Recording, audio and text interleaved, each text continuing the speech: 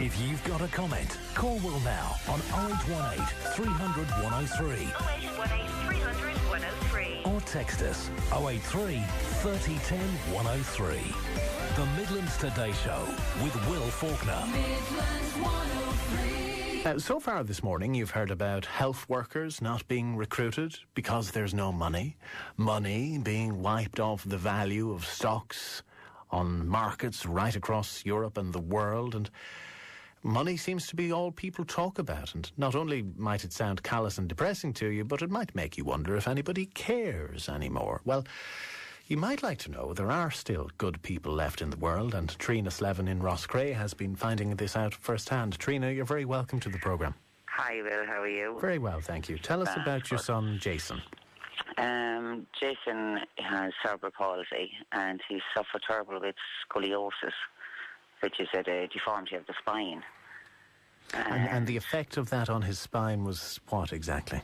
It was awful. His spine kind of went into an S shape, which means the top part of his body was kind of rotating. And he was in severe pain, for the last couple of years. So, what age was he when this developed, Terena? He kind of had scoliosis for the last good few years. He would have been he's 19 now, so say about the age of 10 it really became noticeable. But the last 3 years now he's been suffering a lot of pain with it. And the last 2 years then it really deteriorated. It went totally into an S shape, And he's it's hard to imagine how uncomfortable that must have been. How did it limit him? Oh, it was terrible. Well, he'd be sitting he's a wheelchair user, so he'd be sitting in the wheelchair and he would look as if he was going to fall out of the wheelchair a lot of the time, He'd be leans over to one side all of the time. And his ribs had one of his lungs kind of crushed as well, because he was gone, his whole body was just gone out of shape. And how did he deal with the pain? He just got on with it, I suppose. He kind of learned to live with it. So he was brave. He's a brilliant, he's an amazing kid. But he'd be in severe pain, and it stopped him from doing an awful lot of things. He couldn't go swimming, he couldn't even do proper physio, or he couldn't do, he loves playing basketball with the Irish Wheelchair Association on a Wednesday night, and he had to stop doing that. Gosh, well, you see, as difficult as the pain would be to deal with, trying to contend with your loss of activity and social networking and, all the things that we take for granted must have been extra hard for him. Exactly, well, yeah, exactly. And he used to get very mad, and he'd hit the chair, and he'd get confused of why he couldn't do all the things, that he wanted to do. So hopefully now, with all this, he looks tremendous. Well, what was the prognosis? What would have happened had there not been intervention? He'd still be on a waiting list, Will. Do you know what I mean? Only for the donor, thank God he came along. And I'll never be able to thank him. I owe him Jason's life, and he's transformed his life. What was the operation to correct this S shape in the spine? It was a series. He ended up having 3 operations.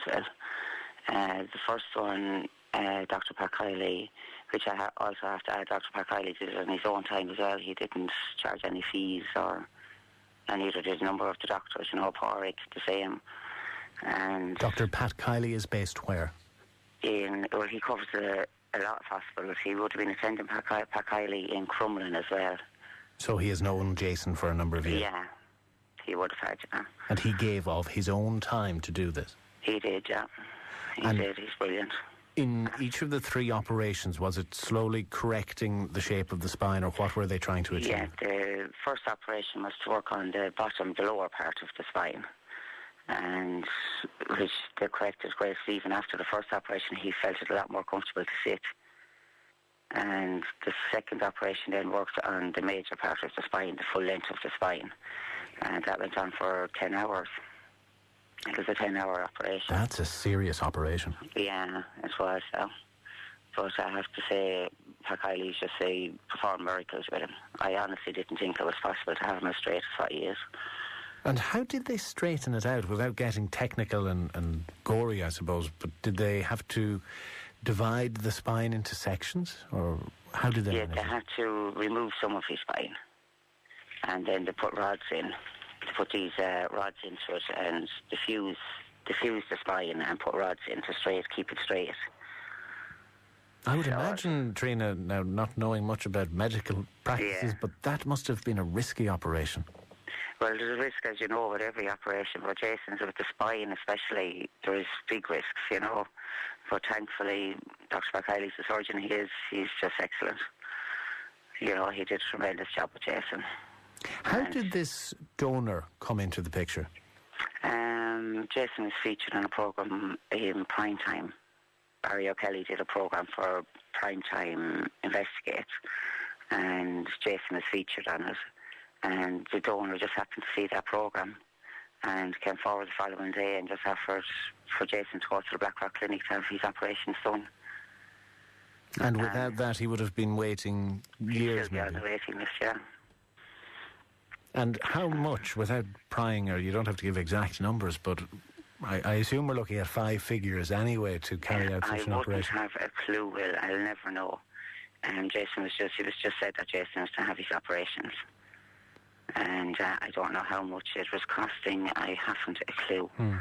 And I'll never know who it is, like. So that's remarkable. You don't even know. I assumed it wasn't being made public, but the family would know. No, I don't even know, or Jason doesn't know, or we'll never meet him or anything like that, you know. But how did you feel when you were told a donor had come forward who had partnered?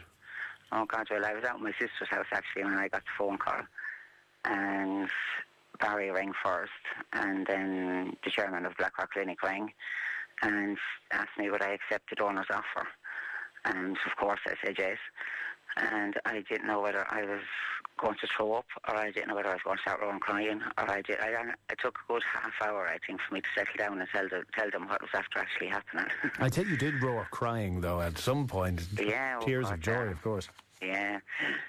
So, how did Jason react to the news? He thought it was brilliant. He just said yes. He says, I'm getting my back fixed.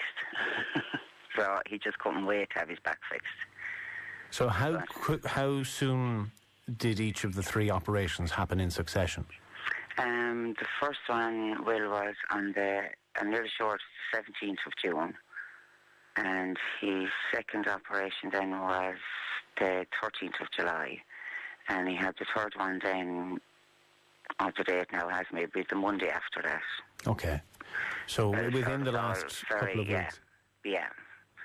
From the 13th of June to now, he's been over it all, which is absolutely, brilliant. So paint a picture for us now, because you've described the S shape of the spine and the way he was contorting because of that, and that gave us an image. But when you look at Jason here and now, what do you see? Oh, well, it's unreal. Like, I could never use a headrest on Jason's wheelchair because his head would never come up. He's so sideways in the chair, he'd be leaning over to one side the whole time. And now the headrest is on his chair and he's just sitting up and his head goes back into the headrest, and it's just absolutely unreal, even to watch him pushing himself around.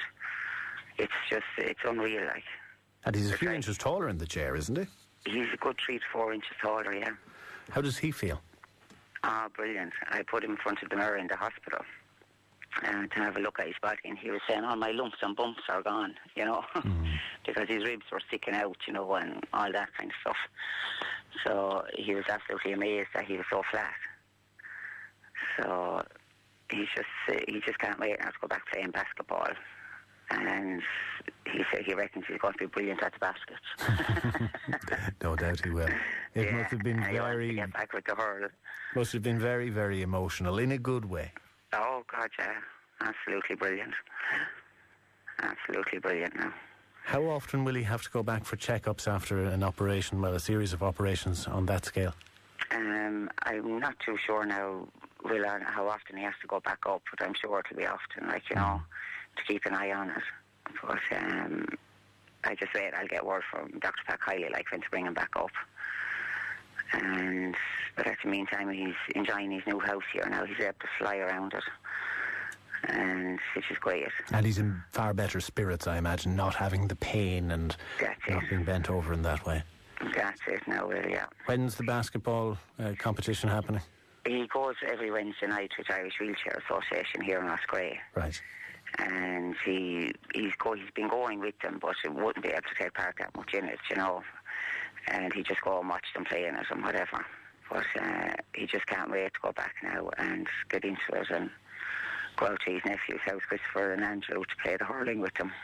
So he used to always go out and play in the goals with the hurlers, So, and he has some friends closer to Tullamore as well. He attended Killina Presentation He Secondary loves it. Absolutely loved Killina School. And unfortunately, he's finished this year. So, But I'm sure he has people who will be anxious to see him as well. Oh, yeah, he can't wait now till September. His graduation is in September. Ah, brilliant. So he's going to meet them all again now in September. So they were absolutely exceptional to him in Killina. No matter what pain or what way he was, they were able to adapt to him, and make him comfortable. So they were absolutely brilliant to him. Well, it's a testament to a couple of things to put a smile on our face today. First of all, to his bravery and his endurance for going through all of that for so long. Yeah, that's it. To the skills of the medical personnel involved, particularly Mr. Kiley. Yeah. And also, to you, of course, for supporting him, and to the family as well for so long, but to that donor, whomever they may be. Yeah. They've bought him something that money can't buy, I suppose. Exactly. That's it. He just has a completely new life now. Everything will be so different to him and so much easier for him to do. So he still has to have his hips done now and his legs done further down the line, when he's fully recovered from this one. And it's just unfortunately the way they hit the spine is it drags up your hip as well, But still, the progress to date is immeasurable. And Terena, please give him our best. I will do, yeah. I just say thanks to all the staff in Blackrock Clinic. They were absolutely unreal. They couldn't do enough for you up there. And to the doctors and the nurses, and that gave up all the time, especially to Dr. Pat Kiley and to Porrick. And Porrick said, I can never pronounce the word, Will, anaesthesist. Oh, yes, something like that. I'm not going to hazard a guess. Anaesthetist or something. Yes, that's it. But they all give up their time to look after Jason, and they really looked after him, Well, Terena, thanks for putting a smile on our faces today. It's been a good story in an absolute desert of grim news today about stock markets and healthcare. It's great to know that there's still great people out there, isn't it? In the times we're in. Well said. Terena Slevin from Roscrea, thank you very much for taking our call today. No problem, Will. Thank you.